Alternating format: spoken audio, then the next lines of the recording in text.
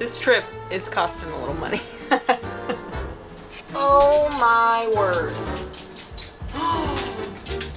That's a lot of glass. Load one. We froze up, but we did thaw out overnight last night. I'm pretty sure Ford owns Texas. I didn't expect to just absolutely love every second. After what I dealt with the other day, I'm gonna do a couple of things to hopefully keep me from freezing up going down the road. Try to prevent them, but waiting for them, it kind of helps take the blow a little bit.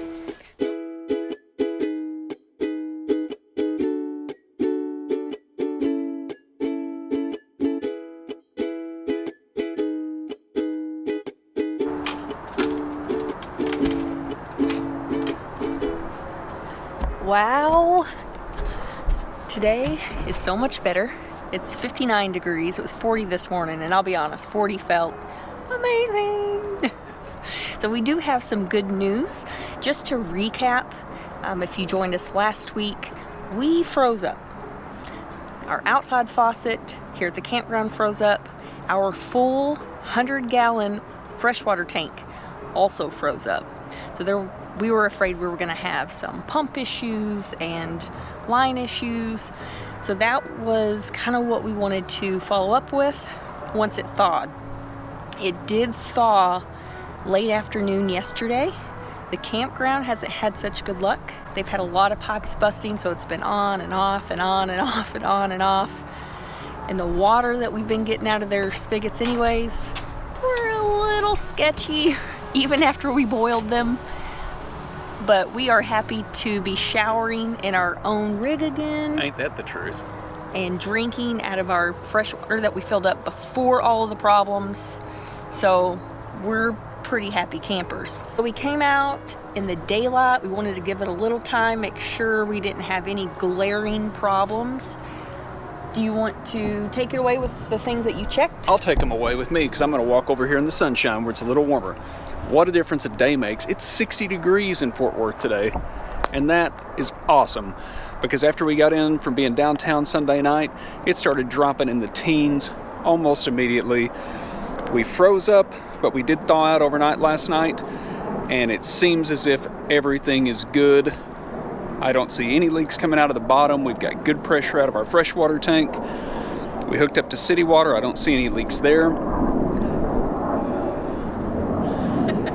I've still got to figure out why the back side of the RV froze up, because it seems like everything on the front side, the front shower, pretty much everything in front of the stairs stayed just fine. It was just behind the axles that got frozen.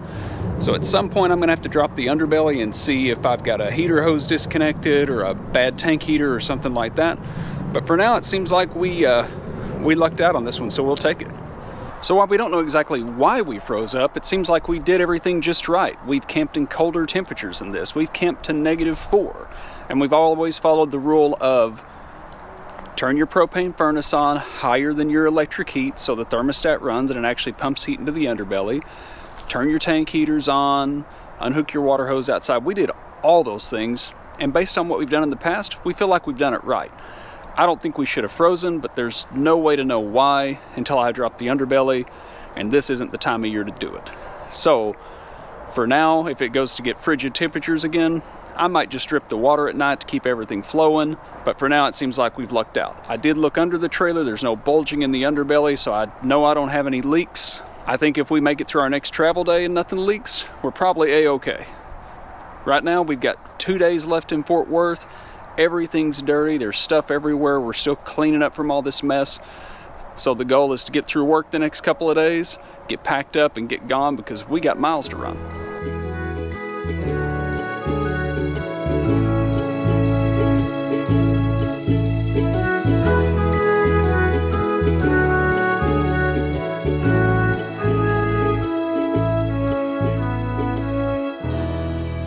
Check this out. Open window on January 18th, and we just got past where 20 degrees was a relief. You love it, and the dogs are very happy about it.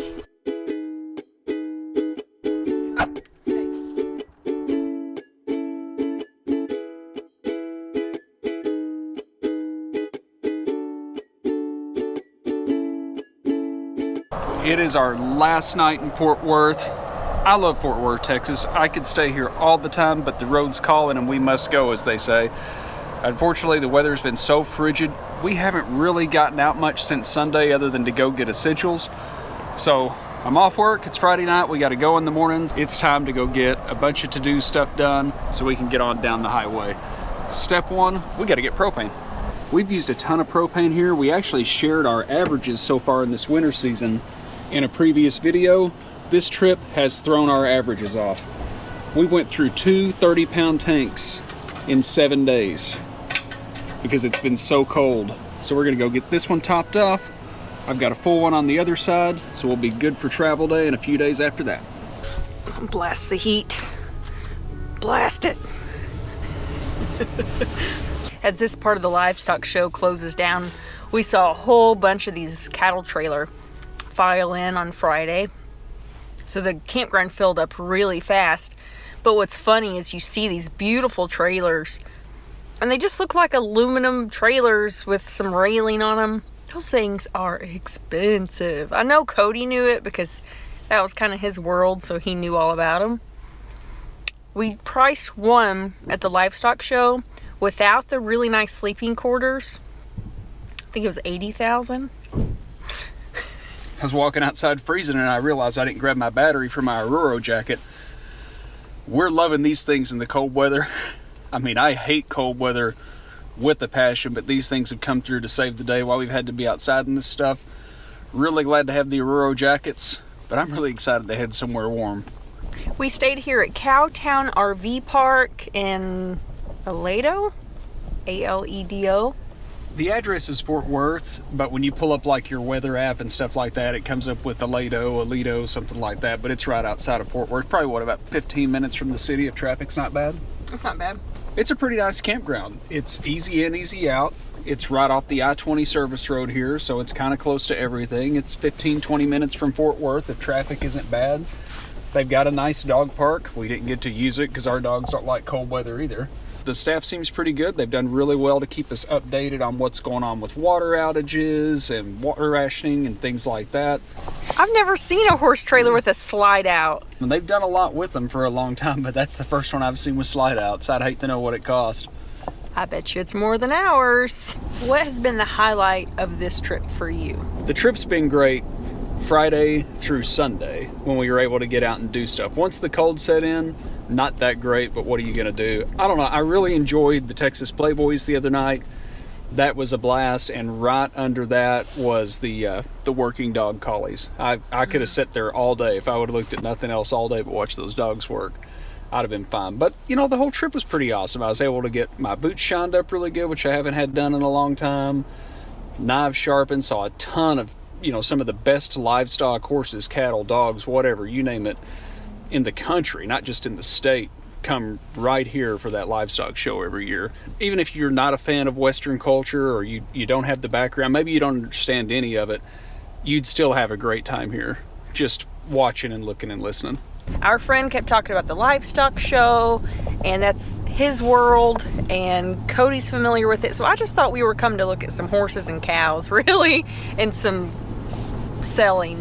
You kind of can immerse yourself in the culture when you go.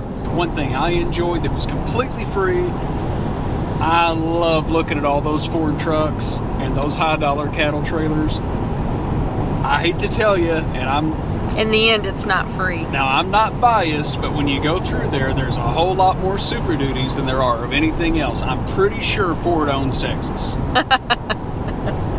Or Texas owns Ford. I'm not sure which way it is. Meeting Buck Taylor was really cool, and we have a surprise about that coming up later, much later. And then watching the Texas Playboys under the direction of Jason Roberts. Fascinating. I did see him when I was a little kid, but I remember very little of it. But the style of music is more country swing, Western swing. And so that's way before our era. That style of music isn't what we grew up listening to, but it's all the instruments that we enjoy listening to Steel together. Guitars, trumpets, saxophones, pianos. guitars, twin fiddles. Absolute perfection. Timeless music, and it was. They did it to the next level. Absolute perfection. We got to have a steak with the drummer. We got to meet Jason before the show. It was just a really cool experience. I appreciate those guys taking time out of their day to meet with us and talk to us for a little bit, have dinner with us. It was just a cool experience. So the Bob Wills Texas Playboys originated in 1930s. This was a time, Depression, Dust Bowl. I mean, this was a hard time in the history of our country. And so the story goes, he was a genuinely good and generous man. These are the personal stories that you don't hear online. But he just wanted to go and play his fiddle in a barn to give people a little outlet, give them a little hope for what was going on during that time. And then eventually he had enough money to get a guitar player. So then he started his band. And then he had money to get another, and that's how they grew. So over time, this whole band has evolved and the members have changed, but they really try hard to keep the tradition alive. I didn't expect to just absolutely love every second from song 1 to the end. I didn't. I loved it. There's actually a YouTube video where George Strait is playing with the Texas Playboys in the mid-'80s, because the song Right or Wrong that I thought was a George Strait song was actually a Bob Wills and the Texas Playboys song. And it was really cool to see that performed live the other night. And I really appreciate our very close friend Jay, more like a dad to me than anything, but a good friend and mentor for my whole life, really, putting this whole trip together and inviting us to come down and hang out with him. And thanks again for an incredible time and a very memorable trip. Bob Wills influenced a number of very popular musicians that you would recognize, such as Merle Haggard. Okay, that's enough about that. We've had such a good time. It's time to get on the road. We're gonna get ready to go. We will catch you guys in the morning. Get a little truck wash, get a little gas, put this propane tank in the camper, and we are on the road tomorrow morning.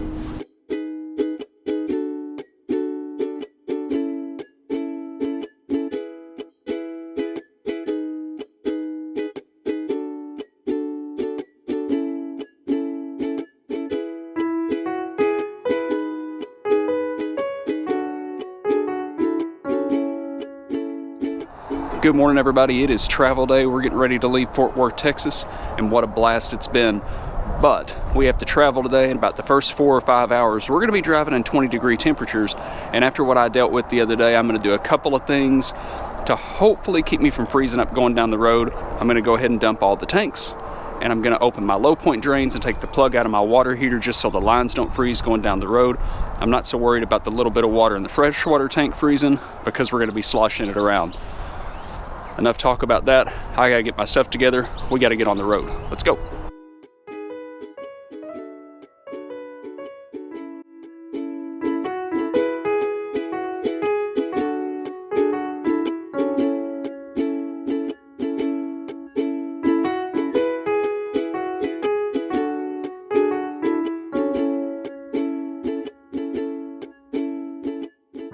Home sweet home, travel day today is just about over. We did come to Arkansas. I know it feels like we've just been bouncing around Arkansas. I'm gonna finalize some dentist stuff this week and be done. I got a couple of upgrades I'm gonna do that are coming up in our next video, or maybe the video after that, I'm not sure. So if you haven't subscribed, go ahead and do that, because we got some cool stuff to show you. I'm gonna send Cody to rehab. Yay! So 2 things. One, some stuff obviously got shook around in here pretty hard because there was some stuff, some weird places, which happens. But I have a whole bunch of broken glass up here, and I don't know where it could have come from. It's not presenting itself to me. I'm gonna assume it's something in here.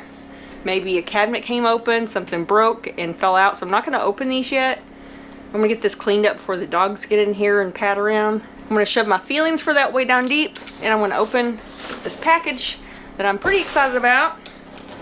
It's not really that exciting, but But you guys played a part in this. Oop. And ta-da! My fridge shelf is in. Woohoo! Oh man. You wouldn't think something this small would make a difference, but things just off. It's just, my process is off without this thing. Thank you guys so much for all your suggestions. Once again, the RV community pulled together and gave us some great advice. Just know that we appreciate it. It gave us some things to kind of look at and price, and I wanted to go over that with you guys in case there's anyone out there that's going through the same thing. It'll give you something to think about. The cost of this shelf was a little over $16.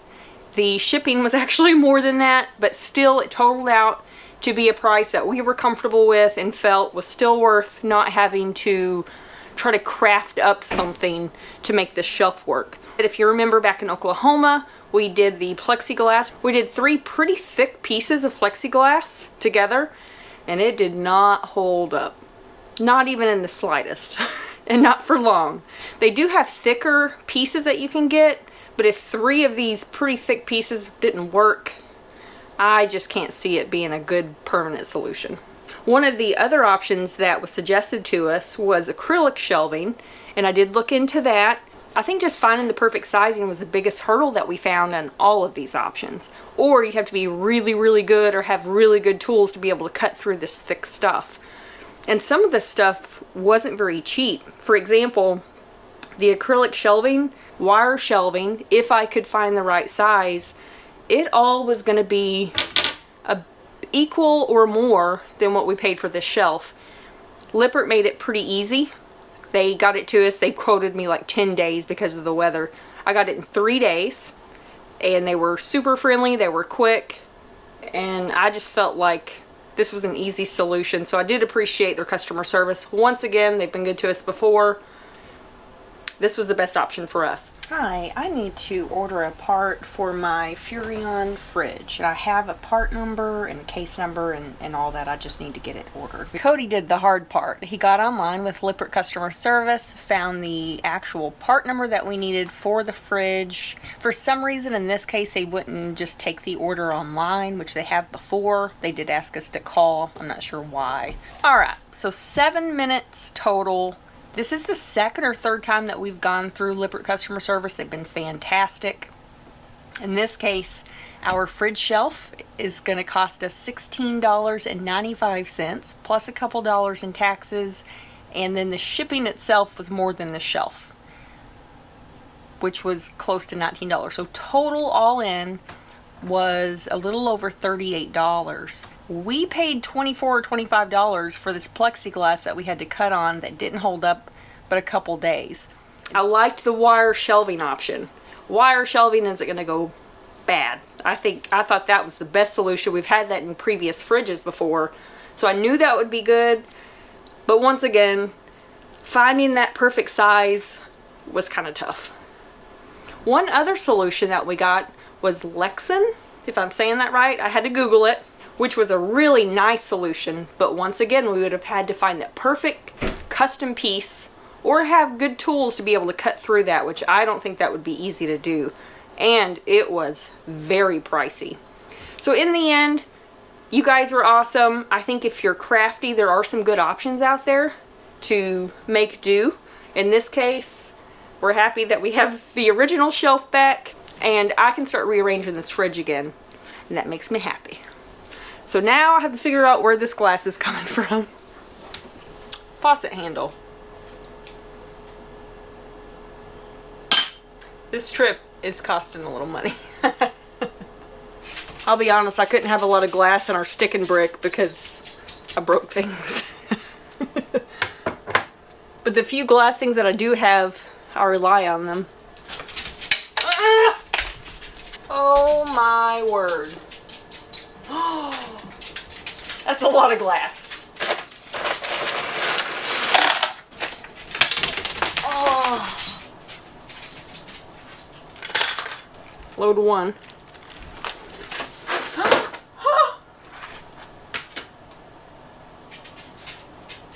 Woo, buddy. Load 3. And I've hollered at the dogs so much that they're scared to even walk over here. So it's a good thing. Don't look in here, it's a mess. But I did have a viewer tell me that they use these plastic, acrylic, whatever they are, shelving. I do this in the freezer a lot and I really liked it. I started with one. I kind of wanted to see how I could arrange some things. I'm definitely going to do some more of these. Keep things from rolling around and rocking around too much on travel day. Good solution. Well, I think I got a... What's going on in here? I decided to clean. Why? Now? We just got here. My big casserole dish, my big glass one that I've had for a long time. Yeah. It shattered. It shattered. Well, we did have some bumpy roads coming out of Texas. It didn't feel that bad, but yeah, I guess so. It didn't feel bad because we got those new BILSTEIN shocks on there. That's true. That's why it didn't feel bad. But yeah, it was. We had some pretty wavy roads coming out, especially when you cross from Texas into Oklahoma. And I've determined that we have too many cups. So we're gonna get rid of some cups. Well, while you're in here playing house, I'm gonna go outside and finish getting the outside set up. Go work. Go do something. Go do something useful. You knock these big rigs up and down these roads as often as we do, and we move often, stuff's gonna break. You don't have to like it. This is frustrating. It's not fun, but it is part of the journey. So as long as you set your expectations that things will break and you're try to prevent them, but waiting for them, it kind of helps take the blow a little bit. So I'm gonna get this cleaned up. I'm gonna get this fridge rearranged, and then we're gonna settle in for the night.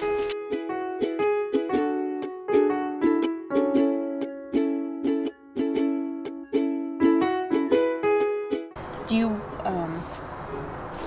oh, here, hang on.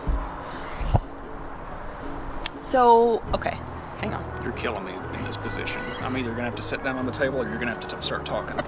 Okay. Tell me when you're ready and I'll squat down again. Okay. All right, go ahead. It's January 19th. No, it's not. Ta-da! Oh! Where's my phone? Your phone. Whoop. Cracked eggs. And my maters. Okay. I'll be honest, I couldn't have a lot of glass. Oh, oh,